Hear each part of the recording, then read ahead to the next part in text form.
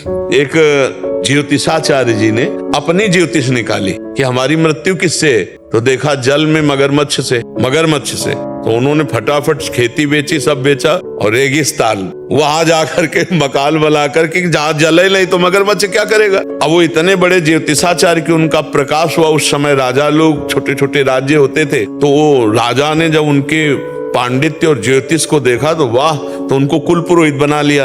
अब जिस दिन से कुल पुरोहित बनाया उस दिन से रानी गर्भवती हुई, पुत्र नहीं हो रहा था। और खुशी भैया की पंडित जी आज जब से चरण पधराए तब से सब मंगल हो रहा है। अब लड़का जो हुआ तो 12 वर्ष का जब हुआ तो कुंभ पड़ता है ना प्रयाग में, लड़के ने कहा कुंभ में हम भी जाएंगे, छोटा बच्चा। राजा ने कहा बिल्कुल, राजकुमार का आदेश, तो पूरी सब व्यवस्था।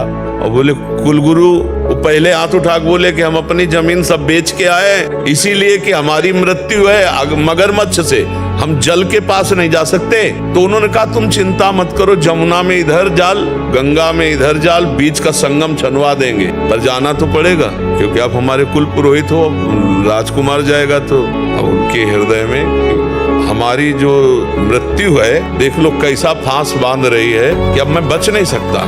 राजा से विनय कर रहा हूँ, फिर भी वो कह रहे गोली लिए नौका में खड़े, जाल बंद, एक कीड़ा नहीं आएगा, मगरमच्छ तो बड़ा होता है, तुम डरते क्यों। गए प्रातः कालीन 4 बजे गंगा स्नान के संगम के लिए राजा रानी राजकुमार, उनका पंडित जी गले तक आओ मंत्र बोलवाने के लिए। बोले दूर से मंत्र बोल देंगे, गले तक ले आएंगे। बोले पंडित जी आप समझते हैं हम राजा हैं, जब बार बार विनय आपसे कर रहे हैं, आप पंडित जी इतना गए, जो ही जल में इतना गए सोई मगरमच्छ प्रकट हुआ। पंडित जी को अब देखते ही रह गए। जैसी हो भवतव्यता तैसी बने सहाय, आपने आवे ताई पे ताई तहां ले जाए। जो विदना ने लिख दिया छठी राव के अंक, राई घटे न तिल बढ़े, रहुरे जीव निशन।